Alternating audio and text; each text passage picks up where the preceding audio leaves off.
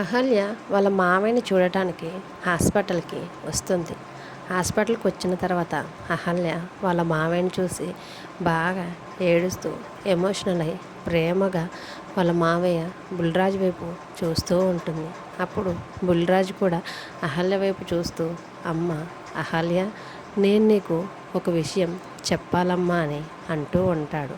అప్పుడు అహల్య ఏంటి మావయ్య అని అడిగేసరికి, అమ్మ అహల్య, అదితి పెళ్ళిలో యామిని గారు నిన్ను చంపాలని చూశారమ్మా అని అహల్యతో చెప్పేసరికి ఆ మాటలు విన్న అహల్య ఒక్కసారిగా షాక్ అవుతుంది. అప్పుడు యామిని గారు అవంతిక కార్తిక్ తోటి మీ ఇంట్లో ఒక శాంతి లేసిపోతే జరగవలసిన శుభకార్యం ఆగిపోతుంది కదా అని అవంతిక కార్తిక్లతో చెప్పేటప్పుడు బంగారాజు వింటూ ఉన్నట్టు బంగారాజు గుర్తుకు చేసుకుంటూ ఉంటాడు. తర్వాత ఈ విషయం గురించే నీకు గౌతమ్ బాబుకి చెప్పాలని మీ దగ్గరికి వస్తుంటే అప్పుడే నన్ను బుల్లబ్బాయి కిడ్నాప్ చేసి నాకు ఈ పరిస్థితి వచ్చేలా చేశాడమ్మా అని బుల్రాజు అహల్యతో చెప్తూ ఉంటాడు. అహల్య బంగారాజు హాస్పిటల్ రూమ్లో మాట్లాడుకుంటూ ఉంటుంటే రూమ్ బయట గౌతమ్ మాత్రం సిస్టర్తో మాట్లాడుతూ ఉన్నట్లు మనకి చూపిస్తారు.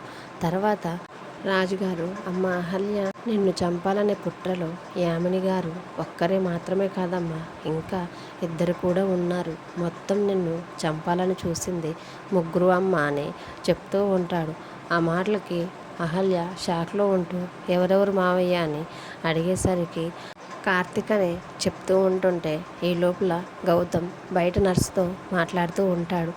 అవంతిక పేరు చెప్పబోయే లోపలనే అతిథి బుల్లబ్బాయి పరిస్థితి ఏమాత్రం బాగోలేదని తన హాస్పిటల్కి తీసుకొని వచ్చి స్ట్రెచ్చర్ మీద ఆపరేషన్ వార్డు వైపు తీసుకొని వస్తూ ఉంటుంది.